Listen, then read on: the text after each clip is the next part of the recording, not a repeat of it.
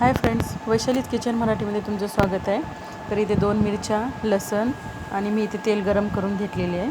तर आजच्या रेसिपीचं नाव आहे लसूण टाकून केलेलं पालक आहे. लसूण तेलामध्ये छान तळलं आहे. 2 मिरच्या टाकल्यात मी आणि इथे मी पालक स्वच्छ धुवून ठेवलेली आणि बारीक कट करून घेतलेली ती पालक पण टाकली आहे. आणि पालकची भाजी करताना आपल्याला त्यामध्ये मीठ अगदी थोडंसं म्हणजे नेहमीपेक्षा कमी टाकायचं, नाहीतर पालकची भाजी खारट होते. तर इथे बघू शकता अगदी सोप्या पद्धतीने पालकची भाजी तयार आहे. चं प्रमाण अगदी जास्त प्रमाणात मिळतं आपल्याला. आपण जर तव्यावरती ही भाजी करून खाल्लात तर अशी रेसिपी करून खा. भाकरीसोबत, चपातीसोबत खूप छान लागेल. थँक्यू.